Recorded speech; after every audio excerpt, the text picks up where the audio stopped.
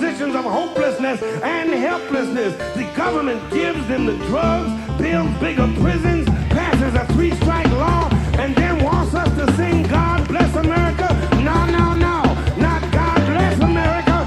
God damn America. That's in the Bible for killing innocent people. God damn America for treating us citizens as less than human. God damn America as long as she tries to act like she is God and she is supreme. Welcome back to Pod Damn America, the goth socialist podcast for these stupid children. I'm Alex Patak. Hello! Here today with my usual suspects and co-hosts at large, Jake Flores. Jake Flores here.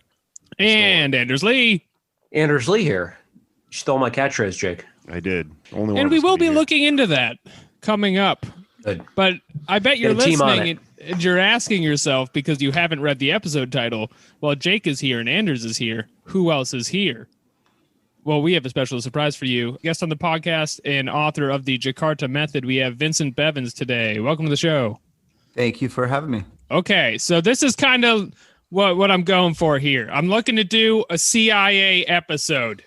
Okay? So it's the CIA, the Cold War. Who are they? Are they good? Are they bad? Are they so bad they're good? I mean, I think they're pretty good at, they're kind of they win all the time, like in the really broadest sense, like they were dealt a winning hand because they're the secret intelligence and covert action group created by the most powerful country in existence. So they had like a lot going for them when they started, but they also racked up a lot of wins throughout the 40s, 50s, 60s, 70s, and 80s. And like the thing about that position they were in, like the hegemon's secret agency, is that they could screw up very, very badly, and it didn't really matter, right? Because there was no one really to get them in trouble, right? Like there's no referee to come in and blow the whistle when you are the United States' secret agency. Well, I have to ask, and we're going to get into all the awful, awful things they've done over the years and are still doing, but has there ever been an instance throughout history where the CIA has like sort of accidentally done something that we would consider good? Oh, I mean, yeah. I mean, well, like, again, this is a thing that's tough with talking about the CIA because, like, especially in the second half of the 20th century, things that they were doing or the money that they were supplying got to so many different parts of the world that you could kind of see their influence everywhere if you want to. And to treat that as somehow like toxic, like you could trace it back to some evil original intention is usually a mistake, because sometimes they were just throwing money all over the place and it ended up doing something that maybe they weren't trying to do or didn't really care if it happened. I think a lot of people like the Dalai Lama. He definitely got like CIA support for a long time. This was a big project. Does that mean that he got worse than he was? He comes from a strange society in the first place. And then like the really famous one is all the like socialist and literary magazines funded by the CIA in the Cold War, like the Congress for Cultural Freedom, and like does that podcast? I definitely think that in 25 years, we'll look back on something that's happening in 2021 and find out, oh, actually, that turned out to have been, funded by maybe not the CIA, but somebody you wouldn't think of. Like, that's the nature of COVID operations. And the fact that that is true is the kind of thing that leads people to have insane conspiracy brain, because like there's no way to prove anything isn't the CIA at any time, especially a Twitter account that you really hate right now. Well, I mean, I think I say this in the book. I don't know if I do, but like a lot of times in the 50s and 60s, the people that made claims that we now know to be true were engaging in wild conspiracy theory at the time, right? Like anyone at the time would have laughed at them and be like, what are you talking about? You're just making this up. You're just pulling this and connecting it to that. And that is what they were doing, but they just happened to be right. Now, of course, there was other people coming up with all other kinds of wild theories, and they were wrong. So like you never know how to differentiate those two. And this is like, I think the real problem not the only real problem, but one of the many long-term consequences of having a world like ordered to too large of an extent by covert operations, that everybody starts to mistrust everything. Right. I was running this episode by my mother, as I often do. Yeah. And she did not understand why I was interested in having a CIA episode. She didn't see how that was relevant to politics right now. Yeah. And I think a lot of people think that way because the CIA has done their job. It's hard to pin anything on the world's foremost spy coven. And so it's kind of hard to peg where they are in the landscape of modern politics. But I guess the reason I wanted to cover this is the world we live in now is very much the product of the end of the Cold War and the political shapings that were happening in the last 50 to 100 years. Right. And those were very much decided a lot by intelligence agencies, especially this one. So they have their fingers in all of the puddings. If you have a pudding, it has been fingered. Yeah, they cut other people's fingers off and baked them into the pudding, and you're eating the finger. Yeah, you're eating the finger. It's finger pudding. Yeah, absolutely. The world that we live in, the world that we inherited at the end of the Cold War, is one that was to a very large extent created by Cold War interventions led by the CIA, and then also it still exists. Still, it's a hugely important agency, right? And I think one of the more interesting things that happened in like the Trump era was the propensity of like sort of mainstream NPR, maybe MSNBC liberals, to run to the intelligence agencies as some kind of bulwark against Trump, right? To be like, oh, come on TV, like this guy's from the CIA, he really knows how to run the government, whereas Trump didn't. Entirely forgetting what these agencies had done just a decade previously when we invaded Iraq, were responsible for the deaths of hundreds of thousands of people based on lies, ran secret torture prisons throughout the world, refused to accept international law. And then again, like these secret torture prisons, you can trace back to some of the more salacious stuff. Like probably your listeners know about MK Ultra, the CIA program to try to use LSD and all kinds of other crazy techniques to control people's minds. And like certainly the stuff in the war in Iraq built upon the knowledge that was gained, drugging, torturing, and murdering people in the 50s and 60s under MK Ultra and associated programs. Absolutely. If you like secret torture prisons, you will love this episode because we're going to go into it. I think you've really hit the nail on the head here. This is the curious part of the CIA right now, and their reputation is they're big with the Ashton Kutchers of the world and the John Krasinskis, and they make Jim eyes at Donald Trump. And so aren't they on your side? I thought it would be unfair to characterize the CIA without reading their blurb about themselves on their newly designed website. I encourage everyone to check out. A lot of jobs available on there, well-paying jobs. They have a very funny stipulation about how much they will investigate you if you do apply to work there. But I hear it's a great opportunity for a diverse workforce. So I got the blurb up. It says, this is a description of themselves, the CIA. As the world's premier foreign intelligence agency, the work we do at CIA is vital to U.S. national security. We collect and analyze foreign intelligence and conduct covert action. U.S. policymakers, including the President of the United States, make policy decisions informed by the information we provide. Which is just such a perfect crystallization of everything they want to be seen as, right? Because they have three words: conduct covert action, sandwiched nicely in the middle of this, and then they end with, we have nice news dossiers for the president. Isn't that helpful? I mean, this was a real contradiction that went back to the very beginning, right? Because it's called the Central Intelligence Agency, and like the big main official reason for it existing was just to provide the president with the latest information from around the world. Like it was supposed to be kind of like a wire service, or even so like, Twitter for the president. And then there was this other side that often was doing things that they really were not supposed to be doing, or operating in a way that nobody was going to find out if they were doing things they weren't supposed to be doing. And these things have always been at odds. I also like, You also stumbled on like one of the like little tricks they use to like signal that you really are a CIA insider. Like they don't say the CIA. They love to say, oh, well, CIA does this instead of the CIA. It's like when journalists say like copy instead of like words or articles or whatever, just like very totally pretentious, totally pointless signaling. Yeah. But when they refer to Gina as instead of Director Haspel, it shows that you really know. Just call her Gina. Yeah. You talking to somebody with a history degree and they keep talking about Genghis Khan and you're like, come on. yeah. That's great.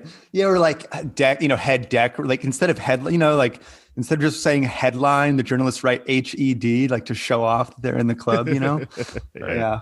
Wow, you must be smart. It's a very capital. You use a lot of capital letters. You must be a very intelligent person. I tried submitting a story for once for a publication. I just wrote interior, and they didn't know what I was talking about. So I tried. But wow, they don't know what they missed. Yeah.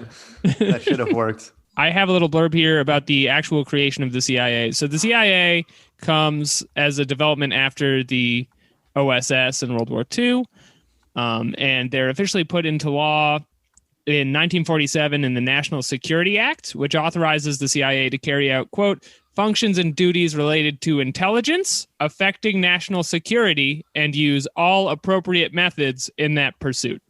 So from the word go, you have a blank check to go ham on the world. Yeah, it's a pretty wide remit, right? The timing of this is very interesting, right? Because as you know, the United States is actually much older than 1947. And when the U.S. government emerged from World War II as by far the most powerful country on earth, just really far ahead of the Soviet Union. Europe's destroyed.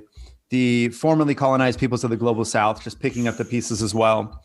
They didn't have MI6. They didn't have the kind of globally active and sort of skilled imperial secret agency that the British had, right? And so from the very beginning, the U.S. was kind of this like, I think it's kind of helpful to think of the U.S. as like a teenage hegemon that like is given the entire world when they're not quite mature enough to figure out how to do it, right? Mm-hmm. So in the early years of CIA in the early years of the CIA, you see a lot of blue blood Protestant elites pulled into this young agency, given huge amounts of money, and they all have a kind of a inferiority complex vis-a-vis MI6 and like these like polished English gentlemen that have been doing evil maintenance of empire for centuries, right? So this dynamic is really this comes up over and over, where the English know what they're doing, but they don't have enough money because their continent was destroyed by two world wars, and the Americans have no idea what they're doing, and they have a lot of money. Mm-hmm. And so like in the early years of U.S. hegemony around the world, like far beyond the borders of the parts of North America that we conquered, you see kind of like this like toddler imperialism where you do stuff which is just like, we put Christians in charge of South Korea and South Vietnam. Like a more experienced imperialist would not pick somebody from a minority religion to run a country as a vassal, right? Like this is like stupid stuff you don't do. So from the beginning, it was like this interesting dynamic of like very dumb but rich agency staffed with blue blood, like Wall Street lawyers, basically. Yeah, a lot of Wall Street lawyers. Alan Dulles famously is from Sullivan and Cromwell. Right. You have a like very tight boys club going on inside of the agency, and even to the point where you get these funny situations where like Sidney Gottlieb, who masterminds MK Ultra and essentially like kidnaps people all over the world and feeds them drugs until they go insane, feels uncomfortable and out of place at the office because he's not one of the good old boys. Yeah, it was rare. It was rare to not have gone to like Groton and then Yale and then been in the correct secret society at Yale. It was that kind of an organization. Yeah, it was easy to be an awkward turtle at this phrase of the CIA, but hopefully we've moved beyond there now. Again, on their website, it looks like a great place anyone can work. Check it out. Very diverse, incredibly. So diverse. Now, but by diverse, does that mean now they're letting people in from like Cornell or Hofstra, or like some of the lower tier Ivies? I don't know. I think they love They love good universities, but I think that, I don't know. I don't know. I know they recruited at my university, but I didn't go to like a really good one. So I mean, I think they're probably just everywhere now. I don't know. I think a good litmus test is if you can get onto like Saturday Night Live as a writer, you can probably get onto the CIA. Well, there's like a closed loop. It's the same circle. Yeah, it's a redundancy. It's the same thing. What's the difference? I talk about this a lot on the show, but there is like literally like an insane correlation of intelligence families that have like adult professional improv students and stuff like that because it's rich kids and stuff like that. Like Johanna Hausman, that lady who made that video for the New York Times about why we should, do a coup in Venezuela, is like related to Juan Guaido and shit. And she's just in like improv classes. Or to one of his advisors, But like when I made that video, I had people go like, "What? I was at an open mic with her like a few days ago. Why is she trying to overthrow the government?" Weird. It's like it's what you do when you're at the absolute top of economic capital. Like you only want to do something, like you don't care about money at all. You're trying to do something that gets you some clout, right? Like you get to be a secret agent or famous or they've absolutely funded some like new school graduates who are just completely clueless about the whole thing and are like tanking whatever cause they've hitched themselves to with their weird performance art or something. Maybe I want to live in the world with the new school CIA. It sounds like a much wackier place. I want to be there. If they really want intellectual diversity, they should start hiring the guys who work at stand-up comedy on Facebook. Yeah, Car Wash Tony. He's an op. I knew he was an op. Everyone is named Tony. Tony Brooklyn. Did you guys ever meet him? All right, now I'm distracted. Big time. He's an essay, but yeah. Let's move on. Okay. So you have this new fledgling organization with the whole future is open for them, and a lot of the initiatives they end up directing end up shaping the Cold War. And the Cold War is taught in schools as a general snippet. The idea is you have a sequence of proxy conflicts that are between the United States and the Soviet Union, and they're kind of indirectly fighting over the rest of the world because it's not safe for them to fight each other. Do you think that's accurate, or is that intentionally misleading? It is accurate to say that the people that suffered in the Cold War were not Russians or Americans.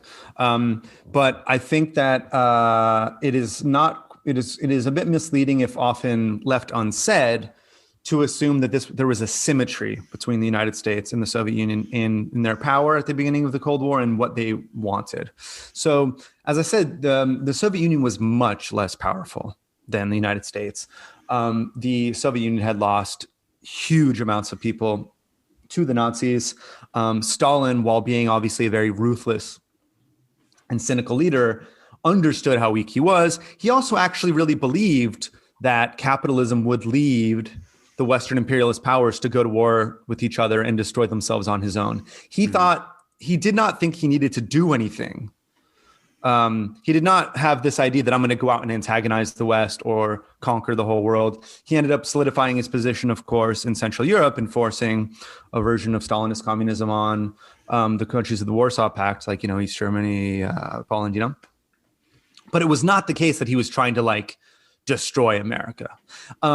And it is also not the case that the Soviet Union was intervening abroad the same way the United States was. Again, the United States, like I alluded to this earlier, the United States conquered itself, right? U.S. imperialism started in North America, and then we expanded a bit to the Philippines and the Caribbean. But Latin America was always seen as a place where the United States was allowed to decide on which outcomes were acceptable. America's backyard. And this continued in the Cold War in a different way. Yeah, America is a YIMBY. Yes, in my backyard. Yeah, that's right. And so I think what's wrong about the narrative from the beginning is, one, that there was some kind of symmetry, and two, the idea that all the bad things were happening on the Soviet side. I think you can make a credible case that something closer to the opposite was true. In Latin America, of course, where we intervened the most heavily, there's no significant cases of the Soviet Union doing something like we did, like overthrowing a government or organizing death squads or killing hundreds of thousands of people. Often the Soviet Union and Latin America would instruct the communist parties active there not to cause trouble, because the Soviet Union, for almost all of the Cold War, was very afraid of provoking the United States. Yeah. The United States was seen as a very aggressive power, which was easy to provoke. It was like, don't. Fine, if you have a communist revolution in Cuba, like, oh, okay, we'll figure out a way to make this work, but like they didn't ask for it. And in Chile and Brazil and all these other places, they very much were happy to let the United States control things. So I think it's important to remember that we were the most powerful country by far. And the war, I would say the Cold War is more precisely fought between the first and the third world than between the first and the second. So like it was more the United States insisting upon a certain vision of post-colonial independence for the peoples of the global South, rather than like the two superpowers going at each other. Right. Yes, The framework is misleading. Something I thought was really interesting reading your book was about the immediate aftermath of World War II and how, living in America, the narrative is a certain thing. And so you just tend to make all these assumptions about, Stalin sort of ordering these communist parties to do certain things. And in reality, though, like the communists in like Greece and Italy and stuff like that were being told to stand down by him and then just sort of going and doing these things on their own. But then from the American perspective, they still just connect the dots anyway and tell people like, Stalin was making these people, fight for communism over here. So we have to get them. So the whole thing kind of just blows up in his face anyway. Stalin's favorite move is doing the Project Runway technique, where you show up at a country torn by civil war and you go to the communists and you say, make it work. And then you come back in 20 years. Yeah, it's very much, a series of like revolutionary parties and other countries like begging almost for help from the Soviet Union, and they have to audition, and only one gets it, and they have to submit to his whims. And sometimes after the fact, you have people trading weapons, right, or buying weapons from the Soviets, but that's always after the fact, right? That they're not really supporting these upheavals. The best example of this, I just want to throw this one thing out. The best example of this is when he tells the Chinese communists to work with Chiang Kai-shek. World War II, and then they are slaughtered like dogs in the streets. This isn't a really important. I mean, this sets China, in a sense, on its current path until today, right? Because part of the Communist International's line at this point was that communist movements in quote unquote semi-colonial societies like China were supposed to help in the construction of capitalism, and then much later somehow move to socialism.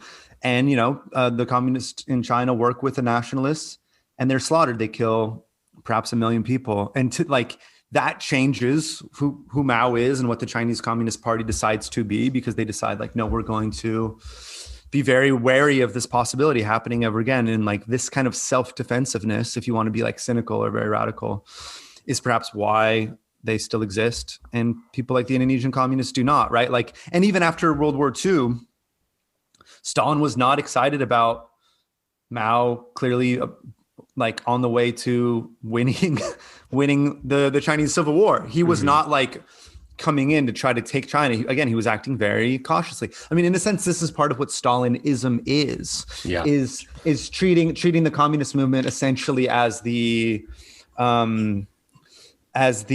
socialism in one country, and then treating everything as subservient to the national interests of the Soviet Union, and hoping in the long term that will sort of work out, that you're going to make it through this intermediate phase.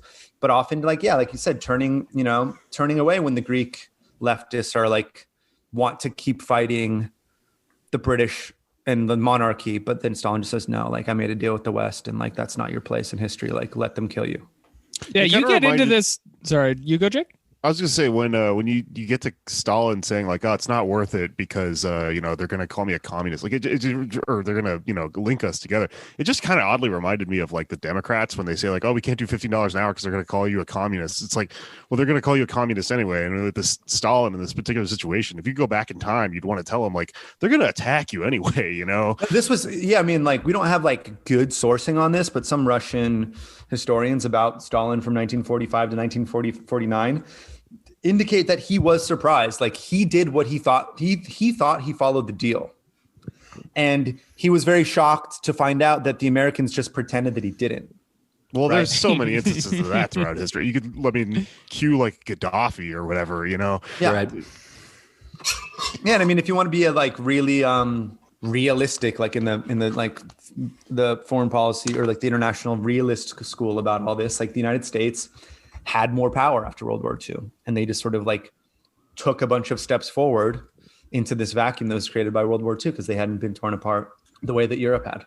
Right. So even if Stalin wanted to help, his hands would be pretty well tied. Yeah. Yeah. I mean, there's like if you want to emphasize like the personal side of politics too, there's the possibility that FDR's death changed things, that Truman took a different approach than FDR would have. But like, you know, in the world that we actually live in, Stalin did not push for the Greek leftists to continue the Civil War, but the United States still used that to launch basically what we call the Cold War. Right. And even though Stalinism was rejected very publicly by Khrushchev in 1956, and after that there was no more significant use of mass executions in the Soviet Union, we did employ mass executions in our in countries that are allied to us in precisely that period, from starting from 1953 in Guatemala and moving on to 1990, I would say. So we ended up doing the things that we claimed that they were doing, but they weren't. Again, often the Soviets were very just like, what do you want? Like, what can we do? And the answer was always really nothing. Well, it seems unfair to charge Stalin with saving the rest of the world from America after World War II, though. The Soviet Union is already so big. Like how much more of, Earth can you cover? Oh no, yeah. He felt very spread. He was spread very thin. He was very he felt that he was spread very thin. He also was worried about attack from the West, which is why he, to the great detriment of a lot of the peoples of Central and Eastern Europe, thought that he needed to establish a buffer. But again, he didn't want that buffer. He didn't want the countries of Central and Eastern Europe to be like Stalinist. He just wanted to maintain sort of a rough alliance of sort of whatever social democratic or who, it didn't matter. But as the Cold War got more intense, he like insisted on control for that buffer. But there was never any idea that he was going to invade Western Europe, which was the common sense in Washington and Britain for the Cold War. Well, Greece, I think, is actually a pretty interesting place to zoom in on. Could we talk a little bit about the Truman Doctrine, which was originally sort of used to justify intervening in Greece, and then like Truman's whole trajectory as someone who began the CIA in many respects, and then later in his post-presidency went on to speak out against it. Yeah, I mean, the case of Greece is basically not much more than I already said. Like, there was Greek leftists, Marxist, communist groups that had fought against the very horrible Nazi occupation in Greece. And when World War II ended, they didn't want to stop. They wanted to take control rather than let the British reassert power with the monarchy, the right-wing monarchy that it favored. And Stalin did not want this to happen. He had made a deal at the Yalta Conference to leave that part of Europe too, the quote-unquote West. And the fact that the communists kept going was what was used by Truman in the first speech that established sort of the Truman Doctrine, which is we're allowed to fund and help enemies of communism around the world. Now, an interesting thing about the CIA at this moment is in the beginning, their task really was to take on communists, right? Like the countries of Eastern Europe that were firmly within the grip of Moscow and, in what we would call the Second World at the time. They failed repeatedly. They were essentially just sending waves of people to their death in countries like Albania and Ukraine, and then finding out that there were spies everywhere and then still continuing to do it. They really failed to crack countries that properly had armed communist governments. And that explains to a large extent why they did turn to the third world, to the global south. They couldn't crack the actual Soviet Union and its allies. So they turned to places like Iran and Guatemala to try to make waves and sort of fulfill this to carry out this mission that had been handed to them in the late 40s. It's easier to score with no defense, man. It's just as simple as that. Yeah, well, you were also saying about them versus the Brits earlier. That the Brits had this history of having an intelligence agency and espionage and stuff. It's also true of the Russians. I mean, they had all these fucking they knew what they were doing and shit. Yeah, they knew what they were doing. I mean, not only did Imperial Russia have a pretty intense advanced spycraft, let's say, the Bolshevik Party itself spent decades literally underground, doing entirely clandestine organization. The Russians knew what they were doing. The British knew what they were doing. The Americans were new on the scene and had a lot of money, and they wanted to make a splash. And again, these were the culture matters because these are Ivy League guys. These are guys that want to succeed. They want to show off to their friends and to their bosses. When they're given a job, they're believe that winning validates them or whatever. They really want to somehow prove that they were worthy, right? They brought this very American approach to life that is essentially high school sports. Yeah, it's like espionage as a practice is like skateboarding at a high school or something in America. Yeah, or rich being kid that shows up with a bunch of shit his parents bought him, but he doesn't actually know how to do it. Yeah, or being now I'm from California, being the Catholic school that wins the football championship every single year because they just pay all of the best kids from the city to be on their football team. Yeah. And also worth noting, raging alcoholic. So that definitely contributes to the shoot your shot ideas going on at the office over there. A lot of toxic masculinity in the early CIA. We got to stop it, folks. No, but it was hold the CIA accountable. No, but it really was. It was they would all meet in Georgetown. Some of them would get blind drunk. Again, something that was really worrying to me when I came across this is that they thought James Bond was really cool. Yeah, it's so funny. they loved James Bond books and passed them out and bragged to their kids about how they were that, Those books are comedies. They're a satire, but it's they're reading them no, this is fucking cool. But the guy, Ian Fleming, he was in was he in OSS? I think it was in the British, whatever the precursor to MI6 was, right? But yeah. Well, MI6 has been around for a really long time. Okay. Was he in? I don't know. Let's see. What Ian Fleming was he in? Maybe he was actually MI5 intelligence. He's Q. So there is a Q in his book. Yeah, he's JFK Jr. Yeah, he was naval intelligence for Britain. Yeah, which is again that's real empire shit, right? The British Navy ran the whole world for a very long time. So to kind of refocus the conversation here, I think a lot of people are generally aware. If you talk to someone who reads, the CIA in the 50s up until now has been up to murky stuff, or even if they're of this particular political persuasion, bad stuff. But I don't think most people can put a name to the operations or really tell you specifically what a lot of the CIA did, which again is on purpose because they're a spy organization. So I want to try to go through some of the operations they pulled off, the big ones. We're not going to get to all of them because there's a million. And anybody just chime in with anything you know about these. This is the big famous one at the start of the Cold War. Operation Paperclip was when the CIA tried to pick off all of the Nazi. They did not try. They got whoever they wanted, but they very successfully tried to get all of the Nazi rocket scientists. And I didn't know this until reading Poisoner in Chief by Stephen Kinzer, which is one of the books I read for this. They also were picking up human experiment doctors. Yep. The guy who ran Unit 731 in Manchuria for Japanese, which is all of the human centipede experiments, we got him right away. We had a bunch of those guys. Yeah, this is another. I mean, I really recommend all of Kinzer's books, but Poisoner in Chief, he really lays out how at Nuremberg they made sure to find enough people guilty, but a few people they made sure that they were not found guilty, so that we could hire them and then continue the experimentation on human beings.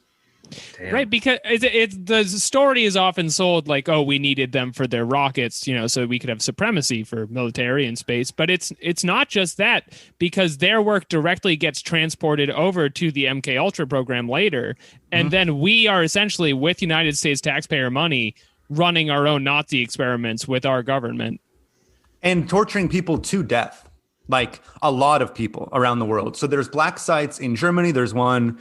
A really famous case up in, I think it's near Hamburg, I think there was a lot of Korean prisoners of war. And it was like, like these are expendable people. We're going to perform human experiments until they die and then bury them out in these countries that we essentially run now. And they were, from Paperclip, they were pulled into operations like Operation Artichoke and Bluebird. Artichoke is like the pre-MK Ultra operation, which uses like torture and mind control techniques on expendable people. It's interesting the way they go about it too, because the idea generally, if you're the paranoid CIA agent's mind, is that the communists, for whatever reason Alan Dulles convinced himself, have already mastered mind control, and you're catching up. So, and like obviously in retrospect, you're looking at people who were just obviously beat up by Slavs in a back room for 30 days, and then had to give forced confessionals, and that's why the CIA thought they had developed mind control. But our retaliation for that was like, okay, we're going to figure out how to break a human mind, and we're going to get to chemicals, but we'll start with just like pulling fingernails off. Like there doesn't seem to be any kind of like scientific method for this, despite the brilliant minds involved. It's confusing. Well, they tried everything, right? Like you said, like there's no limit. Like you can do whatever you want. So who's going to get you in trouble? And if you're the CIA and you're in West Germany in the late 40s, you run that country. Same thing with South Korea. So, and you have as much money as you want, as you have many quote unquote expendable prisoners as you want. So they tried everything. They tried all kinds of different techniques in Project Artichoke, Project Bluebird. Bluebird was because they wanted the idea was to get someone to sing like a bird. They were trying to come up with a truth serum, whether or not there was some combination of physical stimulus and chemical stimulus. And there was like, sky's the limit. Just try everything, because we won World War II and these countries aren't going to say anything to us. Oh, this is also worth pointing out. One of the precursors to MK Ultra is MK Naomi, which is Andrew's girlfriend. That's true. Yeah. He likes to mention that too. He does. But Operation Paperclip, by the way, that's where that paperclip from Microsoft Office came from. That's how he tries to help you. he's a Nazi. Yeah. Don't trust him. That's true. You can't hear it, but he has a German accent. Where was he in 1943? Yeah. Well, during this time, you have like fascism has been defeated, and this is a friend of the show, Daniel Bessner, has pointed out that a lot of like American scientists who were kind of working in defense intelligence were more of a radical persuasion. Was there some kind of tension there in the federal government between fervent anti-communists and anti-fascist Marxist scientists? Well, there was a distinction. I'm not sure if there was a tension, because Sidney Gottlieb himself was in something, I forget the name of the organization. You can look it up, but the man who ended up doing MK Ultra was in like the Young Socialist League or whatever, right? So there was Trot. Yeah, well, I think Always. It was. I imagine, I don't know what he was, but I imagine a lot of scientists would have been of a more. Well, I mean, the CIA was very liberal itself. The CIA was not like knuckle dragging right wingers. They were cosmopolitan. Adlai Stevenson supporters. Yeah, they were cosmopolitan liberals. They were the kinds of Americans that liked to be proud of like listening to opera and going to the plays and stuff. And early Hamilton. They saw it before anyone else. They saw everyone else. So, but people like Gottlieb, and almost everybody active in the American government by the late 40s and early 50s, regardless of what their personal politics were, they believed that they were increasing human knowledge for the US government, which was more or less the good guy. So they were able to justify all this as like, well, yeah, I might be torturing somebody to death every single day, but it's science, and it's science in the pursuit of helping the good guy win. And the fact that like, I think even liberals or socialists could believe that is indicative of how dangerous that kind of blind jingoism is. Because if you believe that your side's good without really investigating if that's true, and you believe that anything that will help your side wins is worth it, then you end up performing human experiments on human beings and throwing their bodies in a mass grave in Germany. Right, because these aren't a few operators who take out these big projects. I mean, MK Ultra had cooperation from like a major hospital in every city and tons of universities. Columbia, Alan Dulles' own son, after he gets wounded in Korea, is essentially delivered to one of these psycho doctors who just like tries to break his mind for the rest of his life. Yeah, and then Operation Midnight Climax, which was the use of sex workers and like Johns. I don't know what the like politically correct way to say John, like men who are hiring sex workers in New York. Customers. The executive producers. This relied on the collusion with NYPD, right? Because they had to be like, oh yeah, whatever happens like over there, don't just like let everyone go. Let every single person go. This is CIA stuff. Don't worry about it. I think it was like in like the Lower East Side. I mean, like you can even like go to the place where they did Operation Midnight Climax. But yeah, they got prisons, universities, hospitals, and police departments all to help out. Well, who were they getting with Midnight Climax? What was that exactly? So Midnight Climax was like the sex edition of MK Ultra. They were dosing people up with drugs. Okay. And then so there was bases in San Francisco and New York where they would kidnap sort of what the CIA considered low-life people, often like black men, drug users. They would lure them into these apartments that were run by the CIA with secret cameras set up in the next. I mean, it sounds like you would make this up, with secret cameras in the next room, drug these people with LSD and see what happened, right? Like keep them there, try to see how you could influence regular civilians with the surprise use of LSD or other drugs. Midnight Climax was the version of this where they would also involve sex. So they would be having sex or about to have sex. They would get them aroused. These were men that thought that they were going to prostitutes, but it turns out they were kidnapped by the CIA for human experimentation. And then, this was like totally done. Like this is the first Airbnb. This is really There's also, I mean, it's funny because they do get kind of close to a truth serum with that, but the closest they get to it is like, oh, these sad men tell the women they love anything they want. It's like, you don't need science for that. That's not. Yeah, they end up like telling everything about like their lives or whatever, but they don't. Yeah, but in the end, it turns out you can't get people to do something they don't want to do. This is at least the best access we have to the findings of MK Ultras. No matter how hard they try, whatever combination of drugs, you can't get people to do like a Manchurian Candidate thing where they like kill someone they don't want to kill, and you can't get somebody to be someone that they're not. As far as we know, it didn't work. But they try, not for lack of trying, and along the way they did figure out the best way to get people to break down. Right. That's what they did perfect in this. And that comes back in all the black sites in the Iraq war is we find out if you throw people in a box and just give them no input at all for a week, they freak out and lose it. Or they become the Unabomber that Ted Kaczynski was one of the subjects. A lot of people were. I mean, this is something I didn't know until I read the book too, but like basically LSD entered US culture through MK Ultra. Like it was not like that some of the early like sort of hippie acid users were connected. Like basically the ones that brought it to the wider society got it from this experimentation. There's a huge, so like if you want to trace it back that way, there's so many people that have some kind of a link one way or another to MK Ultra. So dropping acid is imperialist. Let's get that TikTok going right now about it. No. Yeah. The other way to interpret this is that the CIA did do something good.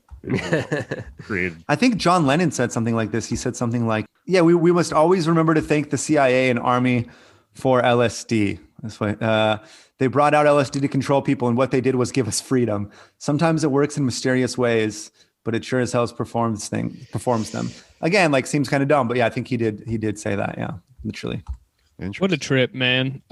This was one project I had not heard about until I read Talbot's book, The Devil's Chessboard, on Alan Dulles. Operation Sunrise is kind of the co-companion to Operation Paperclip, where you essentially have American intelligence actively working to set up a new Nazi government in Germany after the war as a bulwark against the Soviet Union.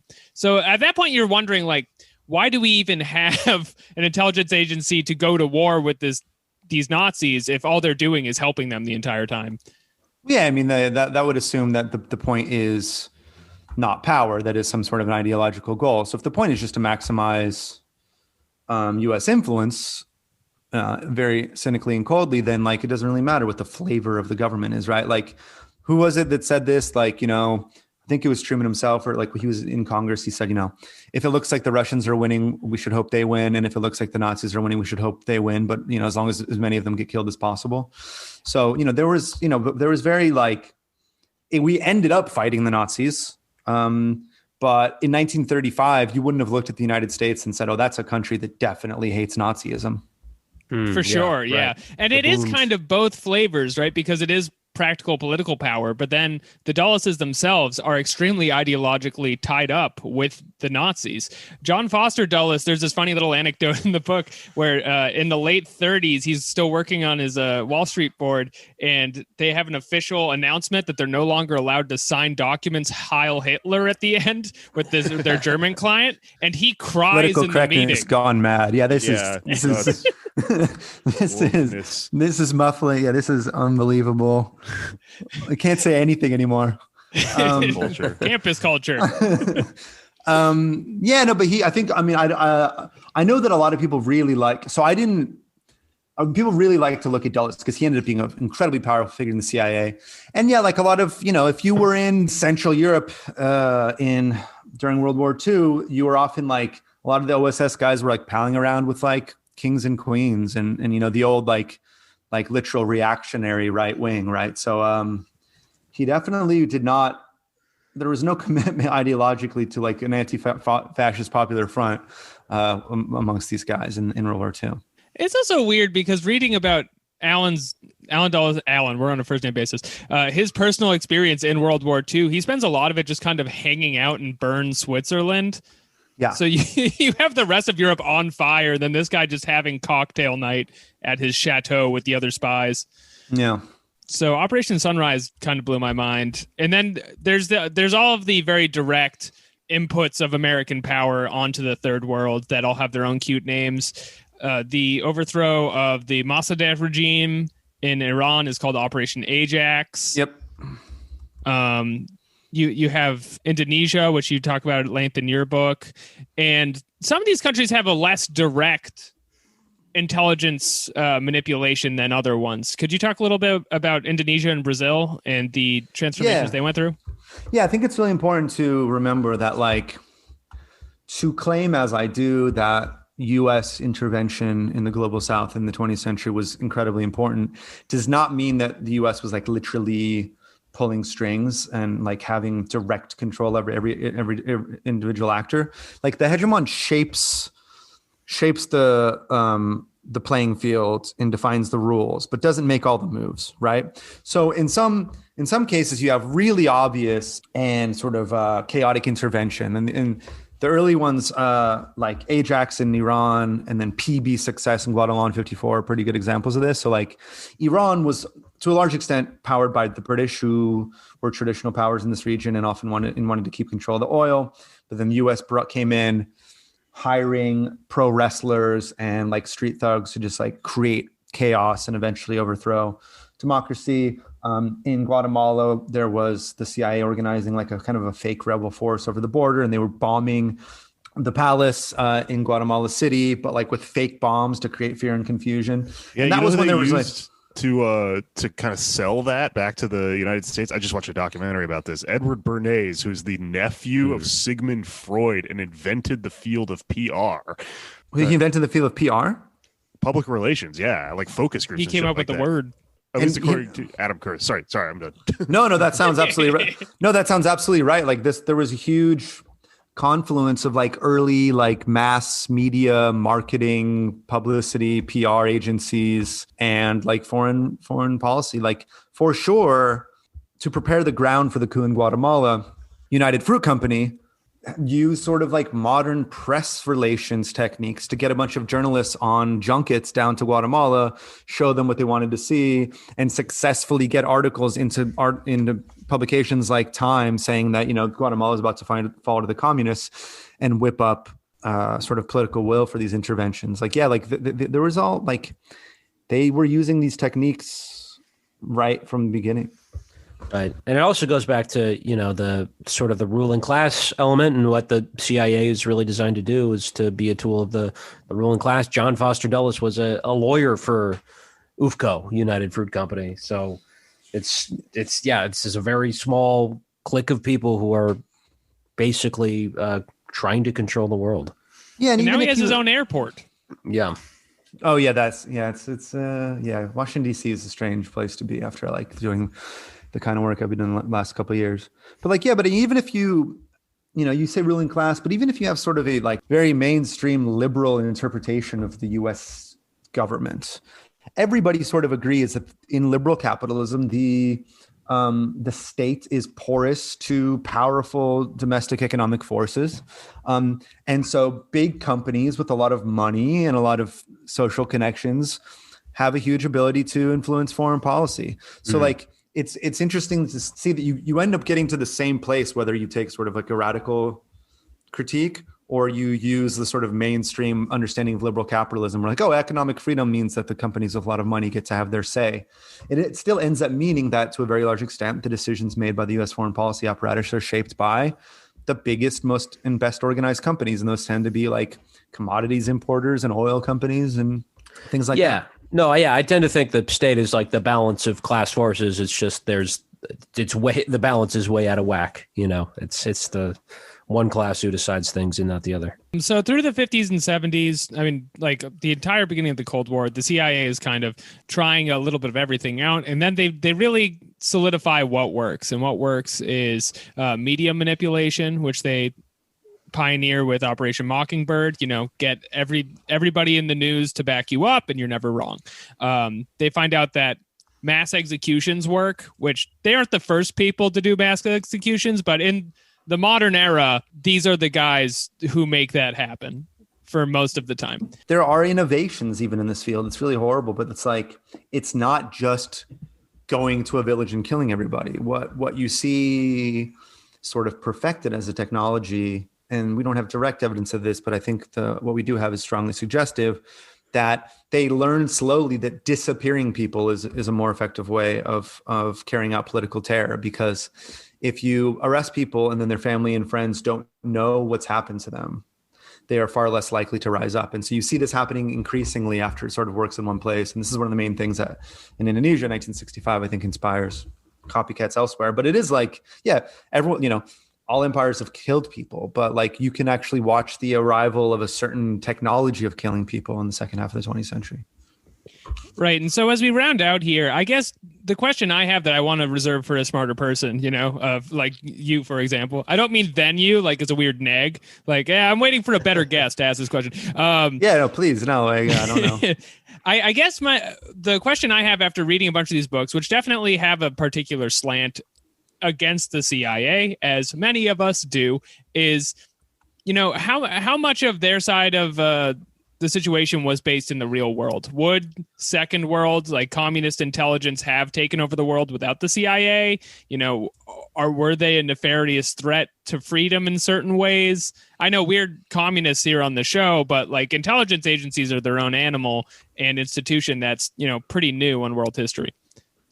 I mean, it's a good question. And there's a few kind of counterfactuals you could run based on how you want them to go. And it's so easy to control it based on your own brain that it's hard to do. And I'll do it anyways. But first, what I'll say is that if you read a book called The Very, Very Best Men, I think his last name is Evans. He is a very sympathetic, Evan Thomas, I'm sorry, Very Best Men, the daring early years of the CIA. He has an incredibly sympathetic portrait of the CIA. And I think he probably got pretty close to the men doing it to write the book. And you kind of come up with the same picture that I was just describing, that this was a people that were given a lot of money and power and sort of threw their weight all over the place. And even if you think like, oh, they were great American heroes or whatever, it's pretty easy to read, even in a sympathetic portrayal, the unnecessary damage that was caused by the way they carried things out. Now, would the United States have become a series of gulags if the CIA didn't kill hundreds of thousands of peasants in Central America because of the banana industry? No, I don't think that's like. I don't think it was ever possible that like the U.S. was going to fall. Like that is really, I think, probably unthinkable in the Cold War, broadly defined. What would have happened, for example, in the global South if in Indonesia, which we didn't talk about too much, if instead of intentionally crushing the left every time they did better and better in elections, that they allowed for a real kind of social democracy to flourish, right? So what if you had in places like Guatemala and Indonesia and Chile, the victory of left-wing or left-leaning coalitions within democratic politics, and the US just let that happen? Mm-hmm. Now, that's an interesting question. So like then, do you have, as a result of that, a giant wave of other countries in the global South that want to copy those models? And this is often very precisely what the CIA was afraid of. If you look at the declassified documents on Chile, on Guatemala, on Indonesia, it was often not the fear that there would be some kind of a intensely repressive Stalinist regime that would arise, but that democratic socialism or social democracy could work and inspire sort of like a wave of rebellions against the nascent global order led by Washington. So that's, I think, an interesting experiment to run. If you were to allow like real democracy to take place in the so-called third world, would that have ultimately been bad for America because the rest of the world is not exporting its natural resources very cheaply, and ultimately maybe deciding that the Soviet Union isn't so bad? Would that have ultimately undercut the standard of living of the United States, or would it have sort of been better for everybody? Yeah.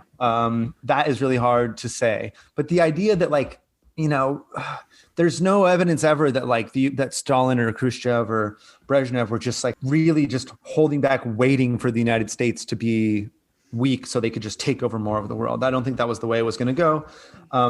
But the right question to ask is, what happens if you let Latin America have democracy in the second half of the 20th century? Does that destroy the U.S.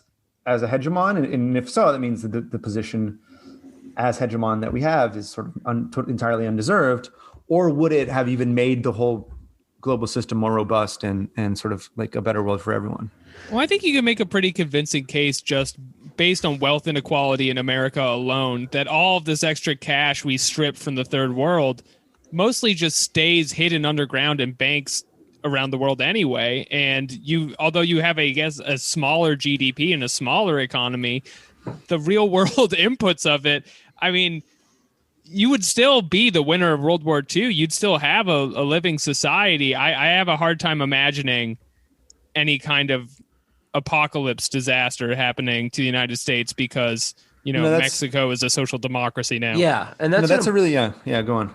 Well, I think that's a really important point to remember, that I feel like it's sort of a trap a lot of leftists fall into, sort of reinforcing the idea that, American, social democracy, whatever you want to call it, raising the standards of living for working class Americans has to come at the expense of some other country, right? That's just an imperialist project, when that's reinforcing the idea of nationalism and nation states, right? The economy is a global one. We can have shared prosperity around the world. And sort of a thesis that I'm like a little ambivalent about is this, I guess, the Oliver Stone, Peter Kuznick one, which is very much that, what you're saying, that's what the CIA was afraid of is democracy in Latin America. But that the Kennedys, JFK and RFK, wanted that too. And that's the reason they got, regardless of, the Bay of Pigs and some other really nasty things that they did. What do you think of that?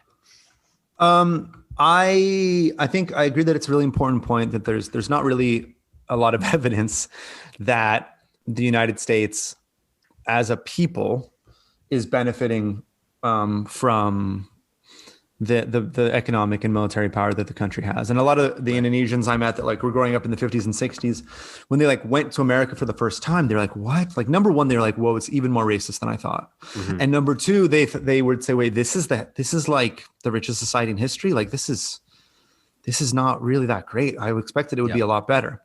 And so then that age old question, like, you know, is the working class of the United States actually the labor bureaucracy of the global system, and like only the third world can like power revolution because all of the United States is benefiting from imperialism? That is a really tough one. But I don't know. I see because there has not been really a successful social democratic project in the global South for a long time. They did not somehow run up against the constraints of the global system, whether that is a very sort of obvious US intervention or just sort of like, oh, there's a debt crisis and then the interest rates go up way higher than you ever thought. And then now you're destroying social services and then you get overthrown, or like in Lula, you would do really, really well for a while, but then ultimately the local political forces find a way to crush you. I don't know. That's a really interesting question. I go back and forth. And on the question of like, what happens if FDR doesn't die? What happens if Kennedy doesn't die? Those I think you can go back on endlessly too. And I honestly don't know at all who killed John F. Kennedy. And like, the only thing I'll say about that is that like, it's fucked up that we don't know. Like, I don't like to choose like one of those theories as to how he died, but it's like, come on. They keep pushing that date back. Keep pushing it. Why are they doing that? The idea, it's just this giant thing we push in the memory hole. Like this was a very big deal. It seems that by now somebody would have figured out something. And as a society, we all just sort of collectively accepted like, oh, no. Like, if you talk about that, you're a wild conspiracy theorist, because by necessity, they only allow you enough information to theorize about conspiracies. Rounding out here, does anyone else have any questions for Vincent before we close? I guess I have like one really broad question that I think about whenever I think about CIA and intelligence and stuff like that, which is that, so we kind of live on this like staggered timeline with them, where in the here and now, in the present, we're like, are they doing evil stuff? I don't know. And then people sort of, liberals and conservatives and people like that go like, no, they're here to protect us. But then you go, yeah, but every time they declassify something, we find out 10 years ago they were up to no good, and it's right. We know about COINTELPRO and FBI and all that stuff. We know about now we know about a lot of this horrible stuff that happened during the War on Terror. But I guess my question is there like a continuity? Is there just an ideological through line with all of this stuff going all the way back to the Cold War? Is that still their bent? And the reason I ask that is because I personally had an interaction with a Homeland Security agent one time who is a different intelligence agent, but and I know this might be complicated because it's my understanding that a lot of times they don't communicate with each other that well, those agencies. But I mentioned at one point, and I apologize to everyone for this, but he was putting the screws to me. I mentioned the DSA, and I thought it was really interesting because he said, "What is that?" And I was like, "Wait a minute, what? Like, how do you not know what this is?" Yeah. And my question, I guess, whenever I think about that, I'm like, was he lying? And he's actually, they're still like obviously going to be putting moles in organizations like the DSA, or are they moved on to some other like mission in their mind? Like, are they, is it not about communism anymore? I would venture that FBI knows what DSA is, and there's a whole lot of FBI guys that know what DSA is. Now, Homeland Security, maybe they just kind of sent the muscle out. Who knows? You can't run an empire requiring that every single person knows what every other part of the empire is doing, right? Like it gets too complicated.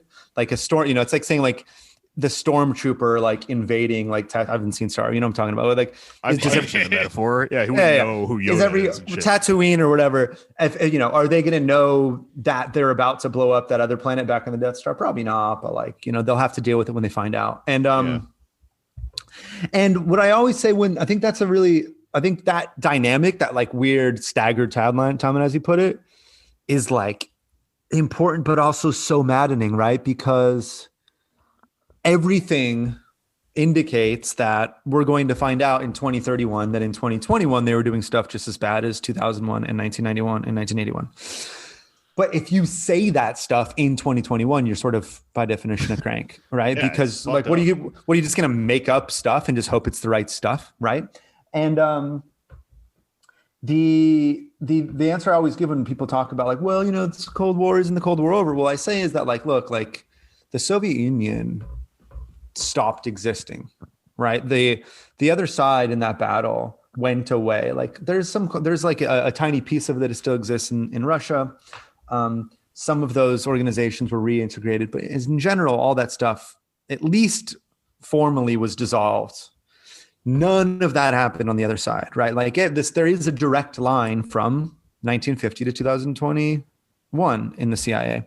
And if there had been some kind of a major reorganizational process where they changed their principles and their goals and their tactics, we would have probably known about it, right? Because they would have told us, because they would have been very proud. So I think it's I usually err on the side of continuity and the historical record rather than on the side of what a self-interested government says about itself. Sure. I mean, you could maybe argue that when because individual actors in the CIA have so much power, when one of them dies or, stops being in control of things, maybe things change a little bit. But yeah, but they were all hired by the last guy, right? Like, it's not, that would be a lot if like the new guys were brought in,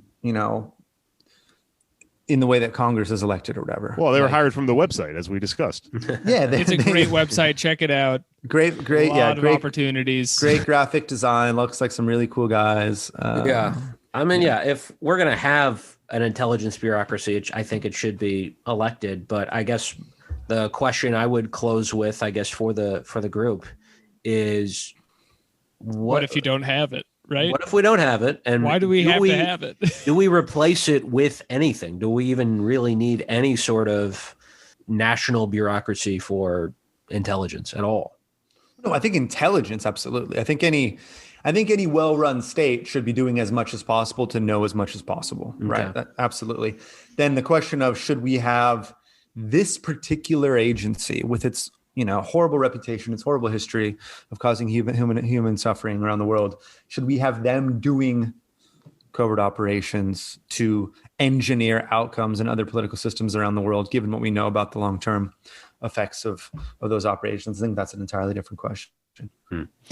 Okay. I mean, at the end of the day, you're asking Darth Vader to take Baby Yoda pod racing. Yes. But because we are a goth podcast, I wanted to close on the last two paragraphs of David Talbot's book, because the CIA is still around. They're still doing things right now. I don't know what they're doing. There's a lot of things they've already done. I don't know anything about Operation Gladio. I encourage you to look into all the exciting CIA stuff, but these are the last two extremely goth paragraphs of that book. Nice.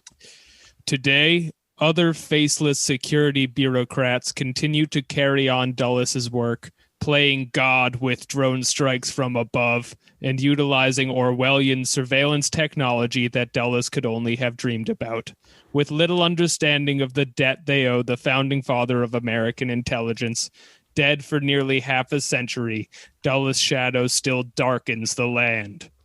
Those who enter the lobby of the CIA headquarters are greeted by the stone likeness of Alan Welsh Dulles. His monument is around us, reads the inscription underneath the bas-relief sculpture. The words sound like a curse on the men and women who work in the citadel of national security, and on all those they serve. Damn, that is pretty cool. That was like a Black Magic the Gathering card. Yeah. America has chosen swamp. He kind of got what was coming to him. I mean, he deserved a lot worse, but he dying did end of his old life. age. Yeah. Well, no, but he took the fall for Bay of Pigs, and his son got part of his brain blown off in Korea, so he had to take he doesn't care about that. You got to read this book. But yeah, it's an extremely goth thing. Check it out, the CIA. That's going to be it for us this week. Vincent Bevins, thank you for coming on. Where can our viewers find you? Hey, don't. All right. No, no, yeah. You're in the CIA. No, yeah, you can get the, like we're still trying to get. Yeah, we're still trying to get people to read the Jakarta Method. If anybody wants to check that out, and then I'm on just Twitter, VINNCENT. If anyone wants to find me or ask me anything, I'm usually around. Yeah, read the Jakarta Method. It's great.